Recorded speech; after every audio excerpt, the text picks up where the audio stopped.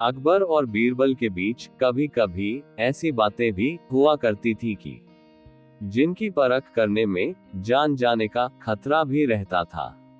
एक बार राजा अकबर ने बीरबल से पूछा कि संसार में सबसे बड़ा हथियार कौन सा है। बीरबल बोला कि बादशाह सलामत, इस संसार में सबसे बड़ा हथियार आत्मविश्वास है।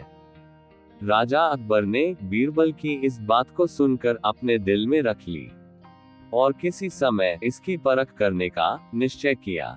राजा अकबर के नगर में एक दिन एक हाथी पागल हो गया। ऐसे में हाथी को जंजीरों में जकड़ कर रखा जाता है। राजा अकबर ने बीरबल के आत्मविश्वास की परख करने के लिए बीरबल को महावत के पास बुलवाने के लिए अपने एक सैनिक को बीरबल के पास भेजा और इधर हाथी के महावत को हुक्म दिया कि जैसे ही बीरबल को आता देखे वैसे ही हाथी की जंजीर खोल दे।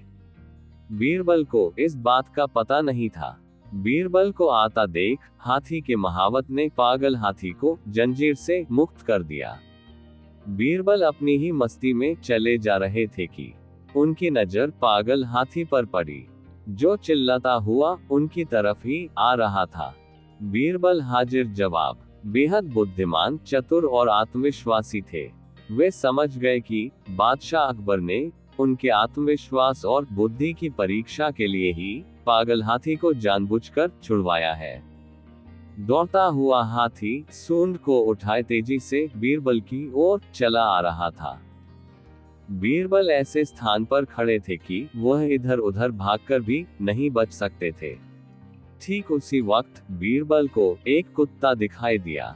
हाथी बीरबल के बहुत निकट आ गया था, इतना करीब कि वह बीरबल को अपनी सूंड में लपेटने वाला ही था कि तभी बीरबल ने झटपट कुत्ते की पिछली दोनों टांगें पकड़ी और पूरी ताकत से घुमाकर कुत्ते को हाथी पर फेंका।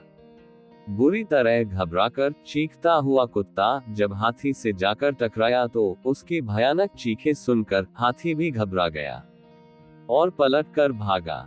अकबर को बीरबल की इस बात की खबर मिल गई और राजा अकबर को यह मानना ही पड़ा कि बीरबल ने जो कुछ भी कहा है वह सच है।